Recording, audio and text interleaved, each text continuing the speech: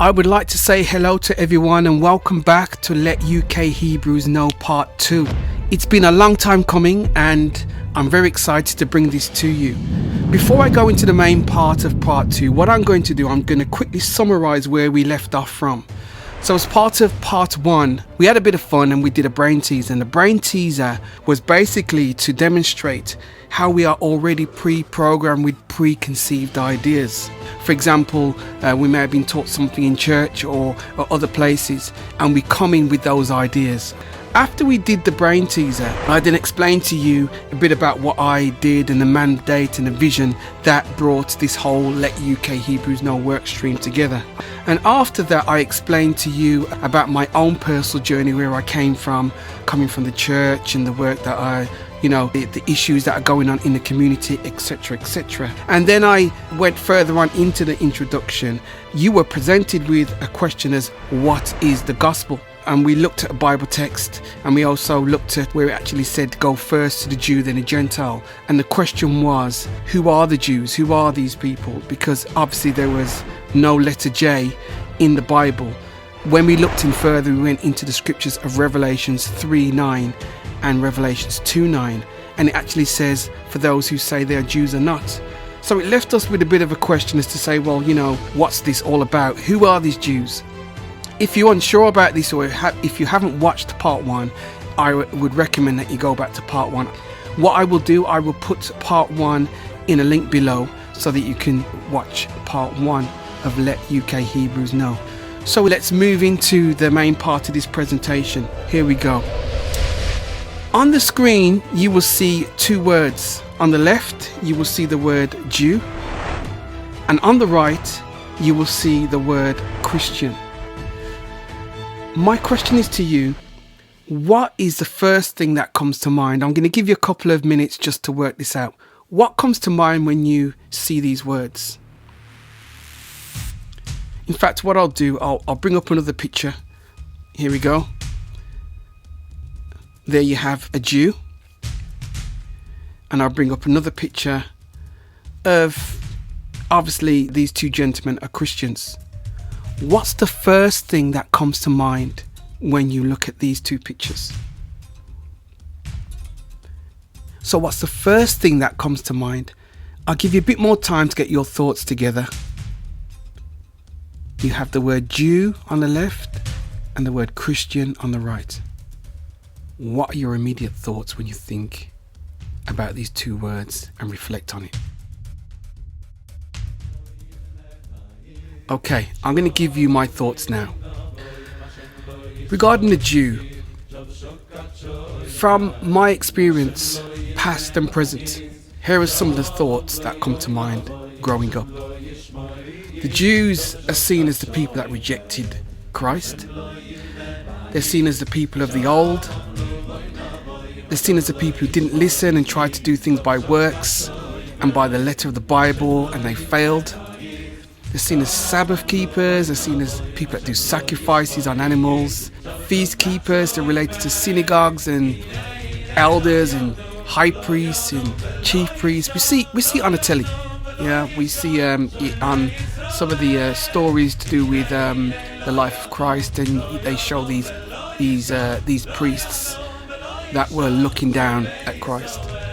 They're seen as people that don't believe in Jesus and the plan of salvation. There's so many jokes that are made about Jews. In fact, I remember when I was at school, there was so many jokes that were made about Jews. And even today, to be honest with you, and in mainstream media, you do hear a lot of jokes about Jews and their negative things. And I'd like to bring you to an incident that happened with me a while back when I used to do the street ministry. I remember I was doing street ministry, and there was a young man that also used to be about in the city centre of Birmingham doing street ministry also. And I remember we was talking, and I mentioned to him about like the Sabbath and other bits and pieces and things like that. And he looked at me, his response was, "I'm not a Jew." And the way he said it, there was a disgust in his look and in the way he said that to me.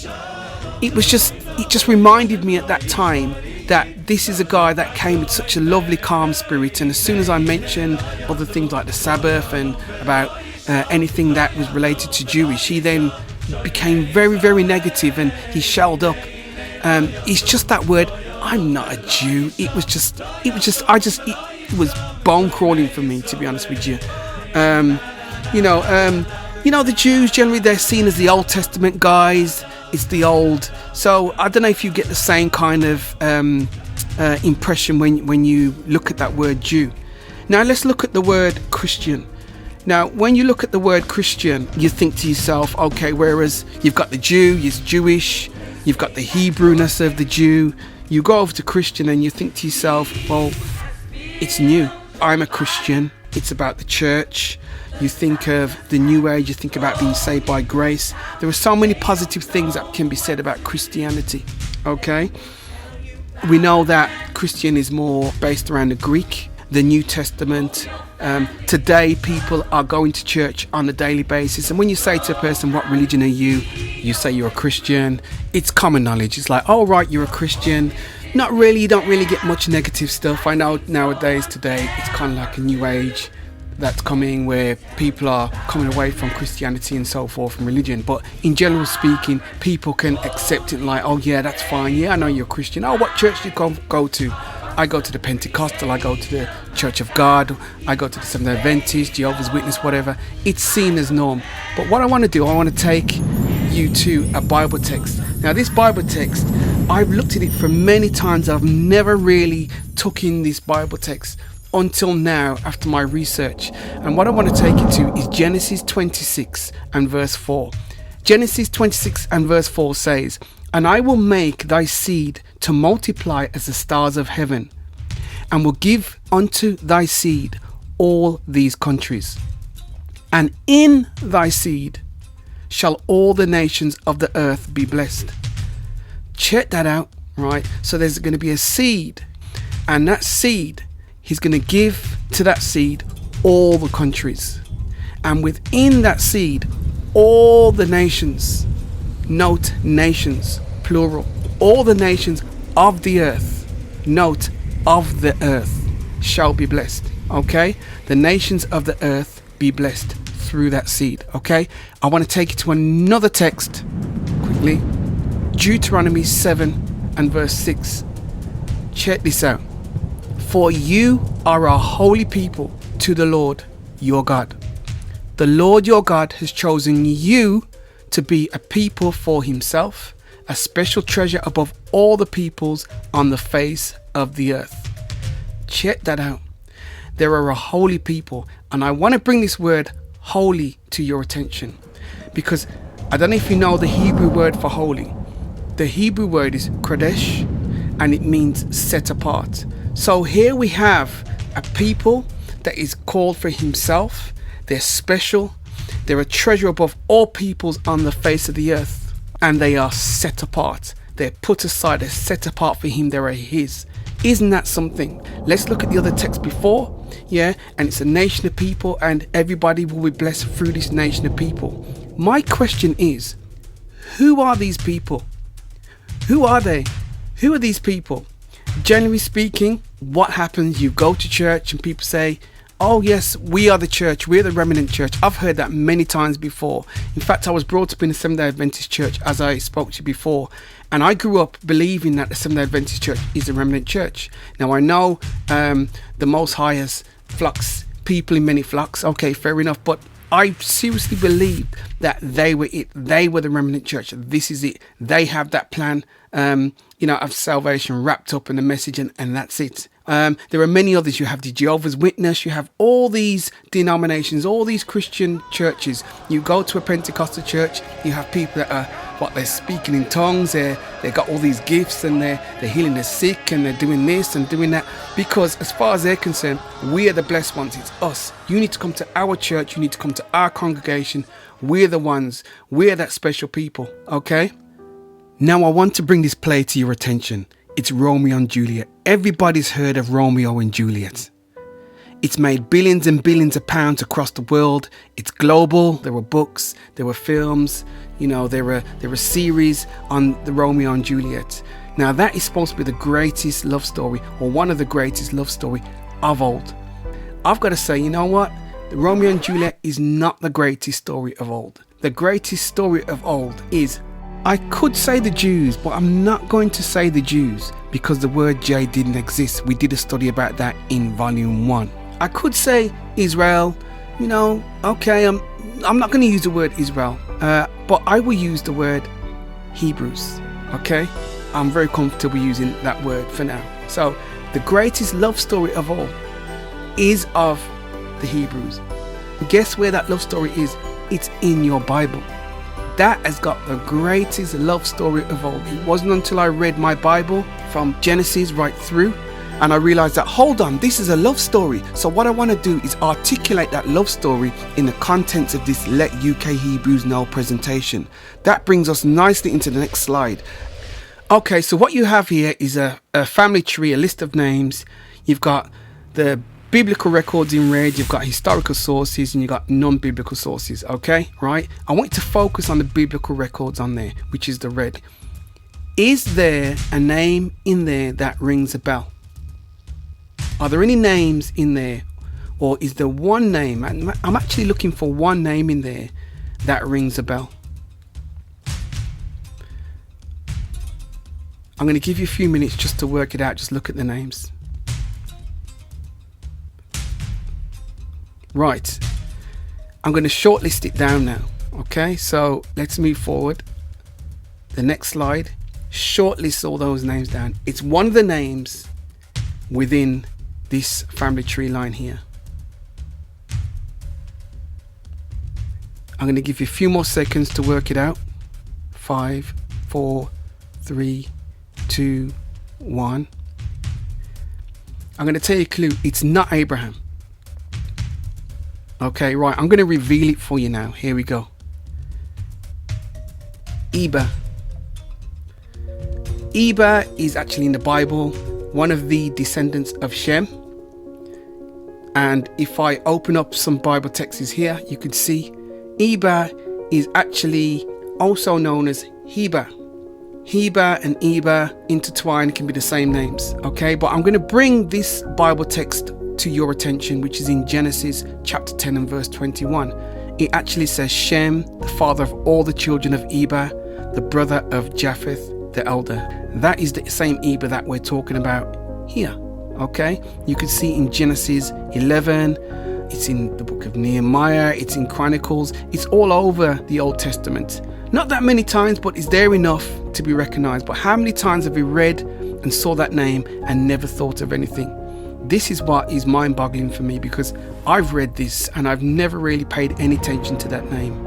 Okay, I did further research. I looked on the internet, as you could see on Wikipedia. It says that Eber is an ancestor of the Israelites according to the Table of Nations in Genesis 10:11. I did some further research on this name. If you Google it, if you look in encyclopedias, you'll see the word Eber can be found particularly on the internet as well. And this particular site is saying that he's regarded as the founder of the Hebrew race. Okay. Another source was basically saying Eber is called a Hebrew, which literally means one of Eber. Okay. You can see here the word Eber is also known as Ever or Eva, and it's Strong's number 5676, and it means the other side. If you look here on the Jewish encyclopedia, it talks about the word Heber, and Heber here is actually linked to the word Ibri. It's important that you remember this. Okay, so let's move on. Another source here also refers to the name Eber, and also it refers to the name Ibri. Okay. Now, I did a search on the internet for that word, and this is a picture of the results that I came up with. There was so much information on the word Ibri and the word Eber, and they seem to be intertwined, the name Eber and the name Heber and the name Ibri. You could probably see here on the screen, you've got Eber here, you got Ibri, etc, etc. Okay, so I did a bit more research on Google, and I know you might be thinking, hold on, that don't look genuine, it's not Google. Please bear in mind that I did this research years ago. This has been 7 years, 8 years in the making, and back then that was the Google logo. So don't think that this is made up. This was a genuine screenshot. But you could see I did the search Ibri people and it came up with Iba. And you could see actually the Strong's reference number, the Bible Strong's Concordance reference number, which is 5680. And if you look further down, you'll see, look, it's linked to the word Ibri. And you could see more searches that it came up with. Ibri again here. If you look a bit further down, you'll see Ibri. So what it's very clear to see here is that the word Ibri is linked to the word Hebrew.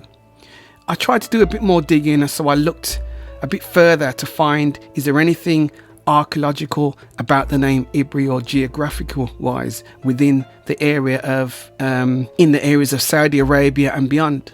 And what I did discover is that there is actually a place called Ibri. If I can bring this a bit further in, you could probably see here, there's a place called Ibri. If you could see here, I did say Saudi Arabia, but it's actually in Oman. It's on the borders of Saudi Arabia, okay?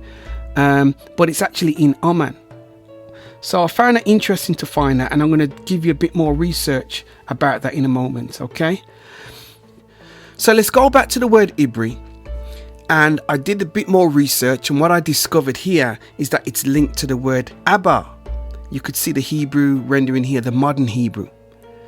What it further goes on to explain is that the first two applications of this root Abba are in names. The first time this appears is in the name Eber. Do you recognize the text here? It's the same Eber that we looked at in the genealogy. The second instance of the root word is in the name Ibri. You see here?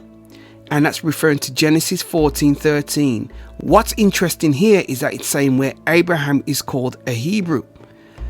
Okay, so I really found it interesting, but what we do know now is that Eber, Ibri, they're all sort of like the same names, okay? So what I also recognized and what I found out is that the word Ibri is known to be Ibrim.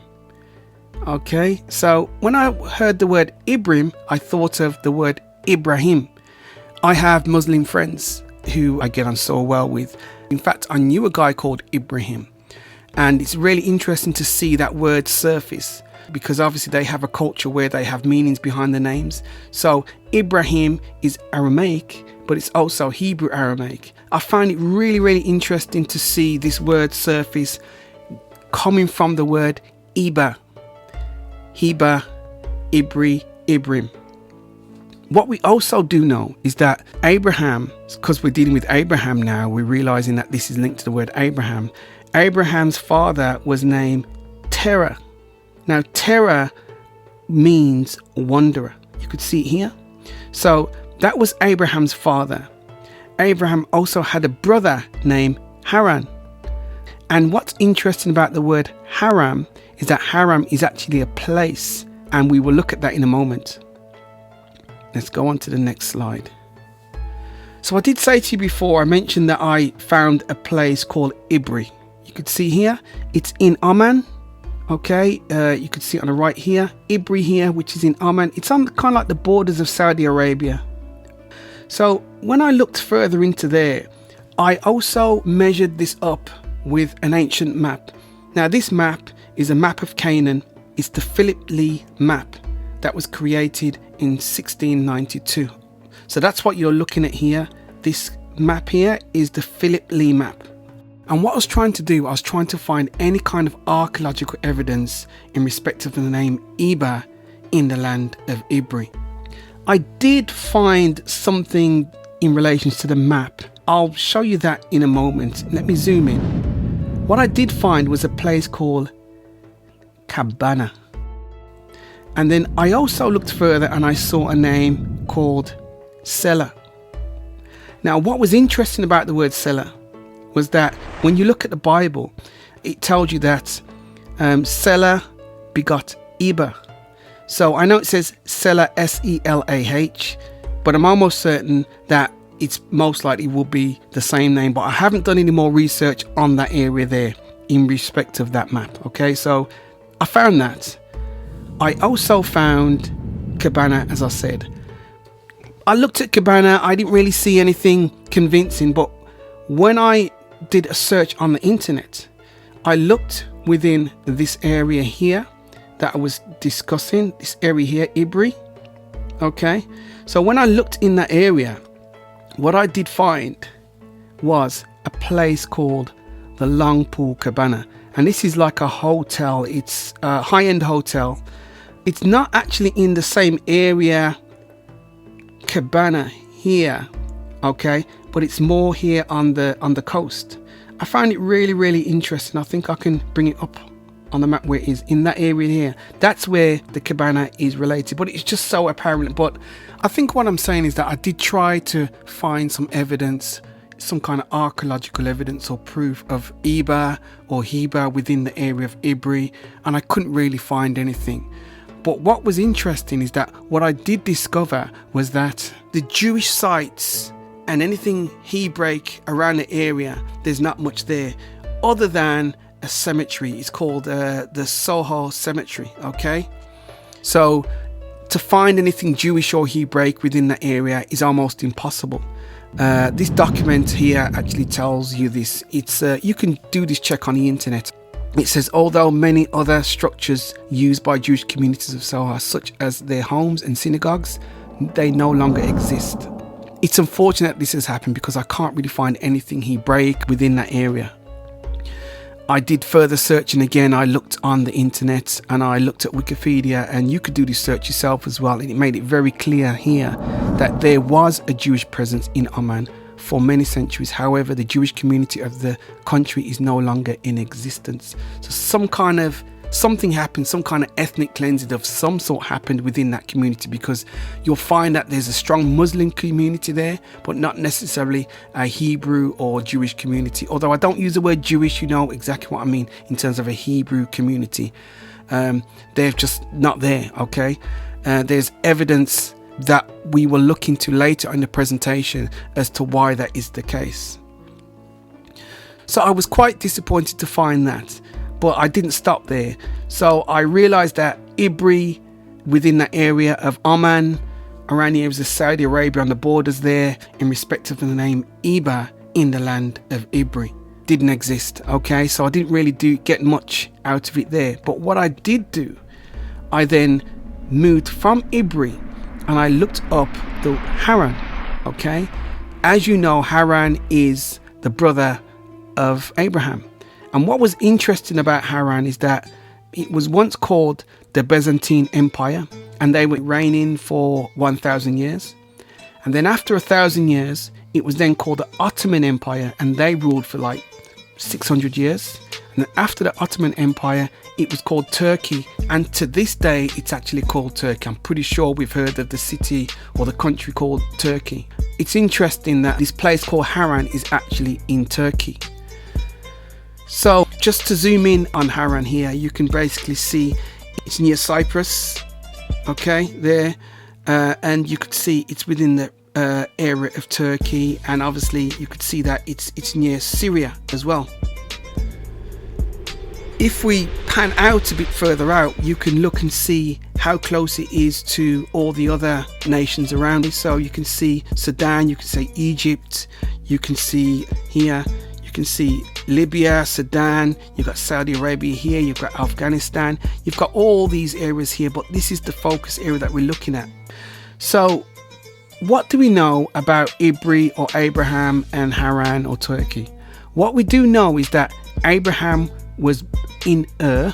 It says it in the Bible that he was living in Ur, which is kind of like in Iraq. Ur is also called Babylon. Abraham moved from Ur, and he was called from God to move from Ur, and he was called to go to a place called Haran, the very same place that we spoke. So his journey was that he was in Ur, and he traveled right through Iraq as we know it, and he ended up in Haran. And it was at that place where he met God. Let's move on. And just to focus in on Haran, I'm not too sure you can see this picture too well. Let's have a look. You can see here Haran, and this is what I've actually did here. I got another map, another ancient map, just to put over on top of this map, so you can sort of like see some of the references. You can see like the Hittites there. You've got Arat in that area. You've got Babylon. You remember that was the area in Iraq, which was actually called Babylon. Okay, and this is an ancient map that we're looking at. And you've got Haran here. Let's just get my pointer out. And you have Haran here. Let's move on.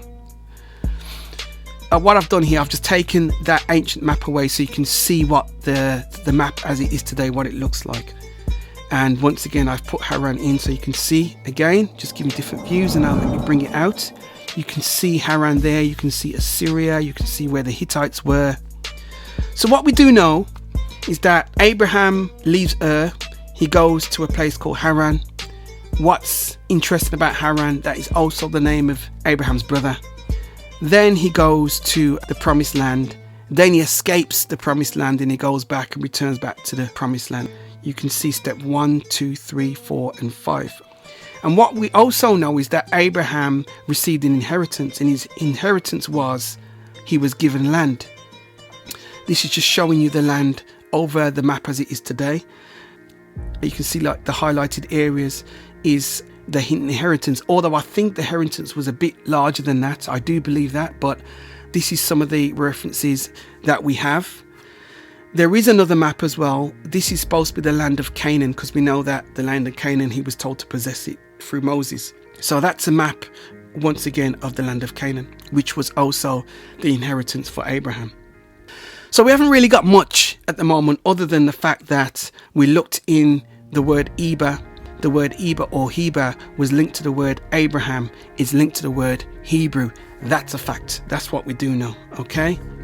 So we have Eber, Ibrahim or Ibrim and Hebrew. Also, what I did notice is that the word Hebrew or Eber is also linked to the word Hebrew. Hebrew is actually a Latin typeface. So the word Hebrew was really, really interesting to find as well. And also the word Ebo or Ibo, that rang a bell for me, to be honest with you. After doing years and years of research, the word Ebo. So you've got the word Ibrim, Hebrew, you've got the word Ebo, you've got the word Eber, Heber. They all link to the word Hebrew, which I found really, really, really interesting. Okay. Now, what was further interesting about the word Ebo is that Ebo is a nation. You can Google it and you'll find out there is actually a nation of people called the Igbos. When you dig deeper, you find out it's actually the Igbo people. So all this has come from the word Eber, Heber. And what we're finding out now, that the word Eber is linked to the word Ebo, is linked to the word Igbo. And what I find is interesting about the word Igbo, you could see here, it then brings out other names that we are quite unfamiliar with. Okay, you've got Nigbo, you've got Ebo, you've got Igbo people. And what we do know now is that there is actually a nation of people called the Igbo people. And furthermore, when we look at the Igbo people, they're actually linked to Nigeria. I found that really, really, really interesting. And you could see here in this sentence, the Igbo sometimes refers as Igbo for one of the largest single ethnic groups in Africa. Okay? The word Eber is linked to the word Igbo. When you do your research, you can check this out yourself. I've done various searches on various internet sites and encyclopedias, and they're all giving interesting information about a nation of people.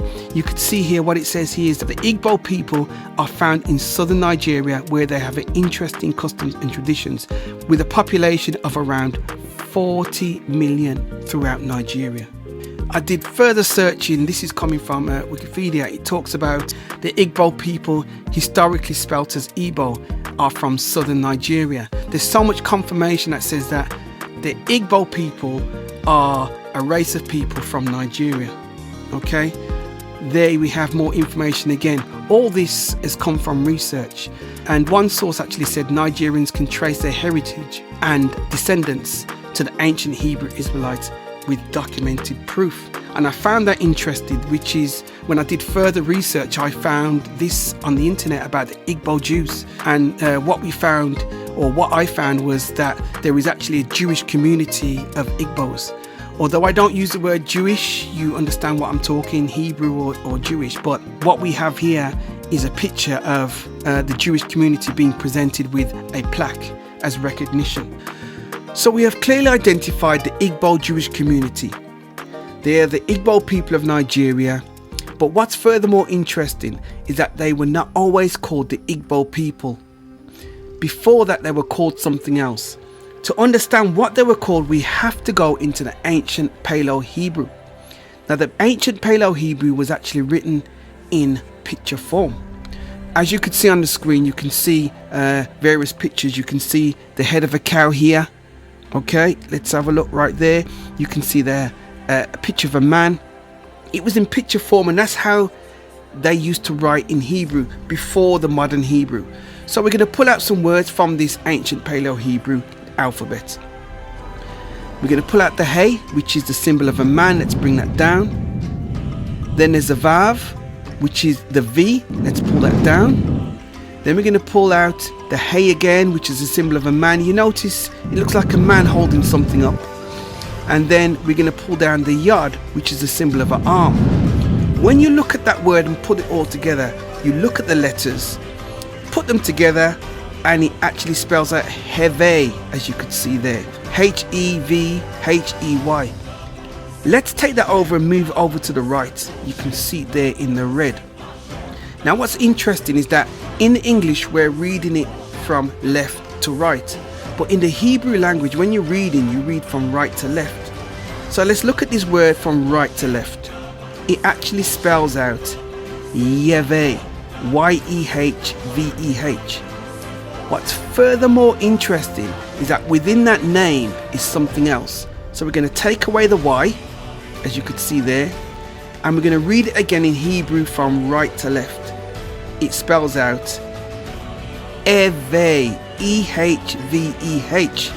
Now what's interesting about that word is that there's a word called Eve, E-V-E, and even better, and if you remember in this presentation we looked at the word Igbo, Hebo, Igbo, and it also came up with the word Ever, E-V-E-R, as another rendering for the word Igbo and Ibo, and we know that the Igbo people are the Nigerians. But even better than that, you need to understand that the word Eve means Hebrew. Okay? In the Gebe language, the African language, the Ewe people.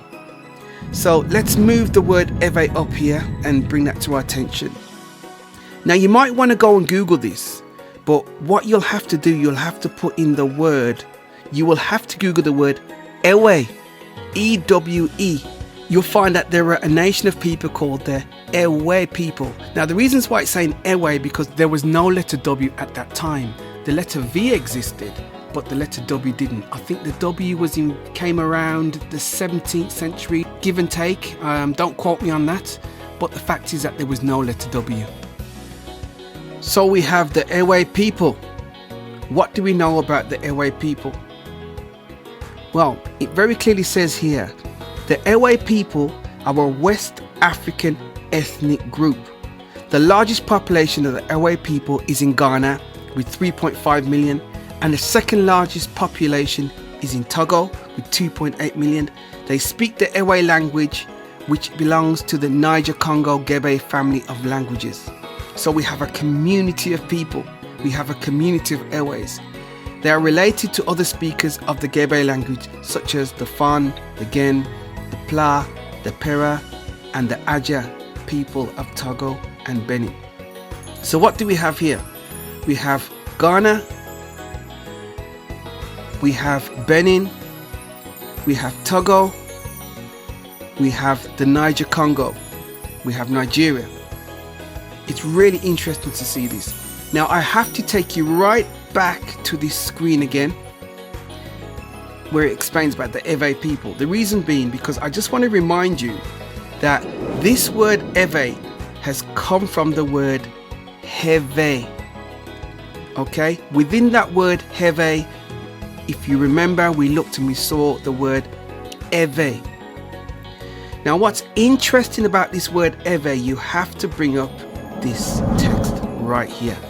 2 Chronicles 7:14. It will tell you, if my people who are called by my name will humble themselves and pray and seek my face and turn from their wicked ways, then I will hear from heaven and forgive their sin and heal their land. Who are his people? We already had a look at it, because we found that the people that are called by his name are the Eve people, the Eva people, the Eve people, the EVE, because we know that his name is Yahweh, and within the word Yahweh we have the word EHVEH, Eve, because as we identified before, in Hebrew you read from right to left. So we have the Eve people who are the Hebrew people. Isn't that interesting? Let's move on. So we found the Igbo Jews. The Igbo Jews are historically known as the Eve people. So when we go into this screen, we can see that it says Eve na Igba. That's an interesting word. The reasons why Eve na Igba actually means Hebrew, you already know that. And Naigba means land. So it's Hebrew land, because they were a nation of people which consisted of Benin, Togo, Ghana, Niger, Nigeria, etc., etc. Here's another rendering for the word Eve here, and there's another word rendering here, the Aja people, the Eve, and we saw that earlier on in the previous presentations. So just to give you a quick summary of the genealogy or the evolution of the name, it started off with the word Eve. That was the mother tongue, that was the original language, because we saw that, because when we looked at the ancient Paleo-Hebrew, which was before the modern Hebrew, we looked at the name of the Most High, and he was actually called Yahweh. And within Yahweh is the word Eve. But the way they pronounce it now is called Eve, as in EVE, or Ewe, EWE. Okay, it's all the same name. Then after Eve, it was then called Iba. After the word Iba came the word Ivri. Then after the word Ivri came this one, Hebraeus. This is a Latin word. Then after the Latin word came the Greek, Hebraeus. Then after the Greek came the French word Hebrew. After Hebrew came the word Hebrew. That's the evolution, and Hebrew is what we now call Hebrew, because we recognize the word Hebrew. So I hope this hasn't been too much for you, but you can always go back and watch this again and again. In simple terms, I brought up the word Iba. Iba then brought up, after doing research, Igbo people, or the Igbo people. But what we realize is that the Igbo people were previously called Ewe people, Ewe people. Also, you could probably see on this presentation here the word Aja. Where is it? Aja. Okay. Evre. All these are the same, different renderings for the same word. So let's just take it back a bit to where we started. I showed you this presentation. Now, when you look at this, I'm pretty sure if I say to you, do you recognize a name in there? It's not just about Abraham. You should recognize now the word Iba. And Iba is obviously the word Hebrew. And what we also know is that Iba is obviously within the family tree of Abraham. Okay, hold that thought for a minute. We know that Iba came from the descendants of Shem. So let's have a look at this now. Does anybody recognize this mountain? Now this mountain here, this is actually the mountain of Ararat that's mentioned in the Bible, and it's actually in Turkey. That's amazing, that is. Okay, right, I'm going to bring up a Bible text now. Genesis chapter 8 and verse 4. It says, "Then the ark rested in the 7th month, on the 17th day of the month, on the mountains of Ararat." We know that Ararat is in Turkey. Let me bring up the tree again. There you have Noah. Noah had 3 sons, Shem, Japheth, and Ham. So they're the 3 sons that Noah had. We know that there was a flood, and when Noah came out of the flood, he came out with his 3 sons. There we have the descendants of Shem. And within the descendants of Shem was Eber. And from Eber, we go further down the family tree and we come up to Abraham. This should not be unfamiliar to you now. Let's have a look at this here. There was a lot of archaeological research done on that very same mountain that I showed you. And what was discovered is that there is actually the impressions of a boat. It's all sort of like dust and dirt now, but you can actually see the definitions of a boat. And not only that, there are traces of carbon and carbon which comes from the timber. There's been traces of gopher wood as described in the Bible, DNA of feces of animals and all sorts within that boat-shaped item that's on the top of Mount Ararat, which is one of the highest mountains in Turkey. I found that really, really, really interesting, and they did more research, and you could see here they put some metal detectors, because there were obviously pins and whatnot running throughout the boat, and you can see how large this boat was. Now this boat was actually found in Turkey, the same area where Eber is known to be. If you remember, that is the area called Heba. It's the area called, remember we looked at Haran, which is in Turkey? Same area that we're looking at there. Let's just bring this map out. It's not the best map, but this was, I remember somebody did a bit of research actually on this map. And what they actually said in this map, those green areas were from the descendants of Shem. And I found it really interesting because I found this out years ago. And it's only now everything's beginning to make sense. So we brought this map out and you could see the green traces on the map. I think I can actually highlight them out.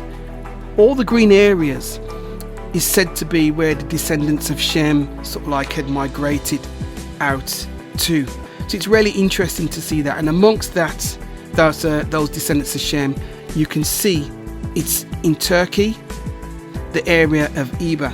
Let me just get my mouse pointer right here. See right here, so you got Turkey here and you've got Eber. I think we looked at that in the map before. Do you remember? We saw the area of Turkey and then we found that place called Haran, which is in that area. Everything kind of matches up geographically. You look at archaeological research. This is just fantastic to see this information. So I'm going to summarize my findings for you. So what I did, if you remember, we looked at two Bible texts. We looked at Genesis chapter 26 and verse 4, where it says, "And I will make thy seed multiply as the stars of heaven, and I will give unto thy seed all the countries, and in thy seed shall all the nations of the earth be blessed." And we also have Deuteronomy 7 verse 6, "For you are a holy people to the Lord, a special people." It says, "For the Lord your God has chosen you to be people for himself." People for himself, you're set apart, a special treasure above all the peoples of the face of the earth. Now the question is that I presented to you, who are these people? Who are they? We know that it's linked to Abraham, because we know that Abraham was given land. We know that the word Abraham is linked to the word Ibri. We know that Abraham came from the seed of Shem, through Noah then to Shem, as we just looked at. And what we also know is that the word Eber is one of Shem's descendants. So we have the word Eber, we have the word Eber, which is linked to the word Igbo and Hebrew. We definitely know now that the Igbo people are Nigerians. And what we also know is that before they were called Nigerians or even Eber or Igbos, they were actually called Ewe people. Ewe Nigba means Hebrew land. Ewe Naigba. This is just research that I found, and I want to tell the people that I know closest to me about this information. So what we have learned here is that there is a nation of people called the Ewe people. Ewe were then called Eber. Eber, it went so on, then it eventually evolved into the name Hebrew. This is what I want to show you in presentation 2. I know it might have been a bit too much, but this is interesting information. It will make sense as we go through the rest of the presentation. I have to set these grounds so that you can understand in the Greek, but you also need to understand in the Hebrew what this means, okay? So I've actually come to the end of part 2. The next presentation, it feeds directly into this. The reasons why I'm breaking this down, because if I was to give you everything all together, it would have just been mind-blowing. It would have been far too much. So I hope to do the next presentation, number 3, very soon. I won't delay it as like I did before. I know I said I was going to do it every week, but things change, and you know, it was just a bit too much. The next presentation is called Location. Keep a watch out for that. I'm going to put it together as soon as I possibly can.